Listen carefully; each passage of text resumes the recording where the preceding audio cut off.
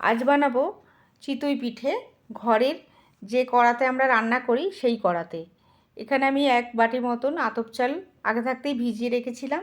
চালটা খুব ভালোভাবে ভিজে গেছে। এবারে জলটাকে ঝরিয়ে নিতে হবে ছাঁকনি দিয়ে। ছাঁকনি দিয়ে ভালো করে জলটাকে ঝরিয়ে নিয়েছি। এবারে মিক্সি গ্রাইন্ডারের মধ্যে চালগুলো দিয়ে আর কুসুম গরম জল দিয়ে বেটে নিতে হবে। খুব কিন্তু পাতলা ব্যাটার করা যাবে না, এটা আঠা আঠা টাইপের ব্যাটারটা বাটতে হবে।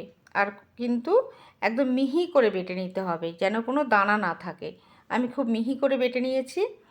এবারে মিক্সি বোলের মধ্যে ঢেলে দিয়ে তার মধ্যে 5 মিনিট ধরে এটাকে মাখতে হবে। এইভাবে সমানে মেখে যেতে হবে 5 মিনিট ধরে। এবারে স্বাদ অনুযায়ী নুন দিয়ে দিলাম, দিয়ে আবারও মাখবো। এবার মিক্সি গ্রাইন্ডারে মধ্যে কিছুটা জল দিয়ে নিয়ে ঢেলে দিলাম। এটা কিন্তু ঠান্ডা জলে মাখলে হবে না, একটু কুসুম কুসুম গরম জলে মাখতে হবে, মানে উষ্ণ গরম জলে। এবার এইভাবে ব্যাটারটাকে পাতলা করে গুলে নেব। জলের কোনো মাপ নেই, এবারে যেরকম লাগবে জলটা সেই বুঝেই জলটা দিতে হবে, কিন্তু কোনো মাপ অনুযায়ী এখানে জলের কোনো মাপ থাকে না। তো এইভাবে আমি পাতলা করে ব্যাটারটা গুলে 5 মিনিটের জন্য রেস্টে রেখে দিলাম। এবারে 5 মিনিট হয়ে গেছে, রান্নার কড়াই একটা বসিয়ে দিয়েছি।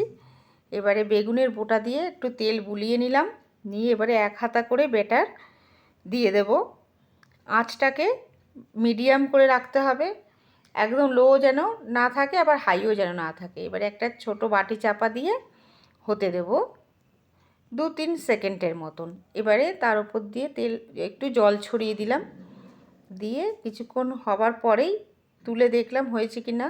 খুব ভালোভাবে দেখলেন কি সুন্দর উঠে গেল, আর ভালোও হয়েছে। এইভাবে আর একটা করে দেখাচ্ছি। আর 1 হাতা দিয়ে দিলাম। বন্ধুরা, আজকের রেসিপিটা যদি আপনাদের ভালো লাগে অবশ্যই একটা লাইক করে দেবেন, আর আমার চ্যানেলটিকে সাবস্ক্রাইব করে আমার পাশে থাকবেন। আপনারা এইভাবে খুব সহজে বানিয়ে নিতে পারবেন। এইভাবে বানিয়ে দেখুন, কোনো খাটনি নেই, খুব তাড়াতাড়ি হয়ে যায়। তো এই দেখুন আর একটাও হয়ে গেল। এইভাবে প্রত্যেকটাই বানিয়ে নিচ্ছি। দেখুন কত সুন্দর হয়েছে, পেছনে কোনো রকমে দাগও ধরেনি।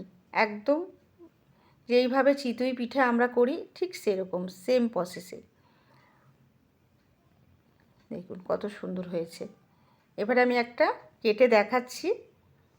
দেখুন ভেতরটা কত নরম, গুড় দিয়ে কিন্তু খেতে অসাধারণ লাগে। তো আজকে এই পর্যন্ত।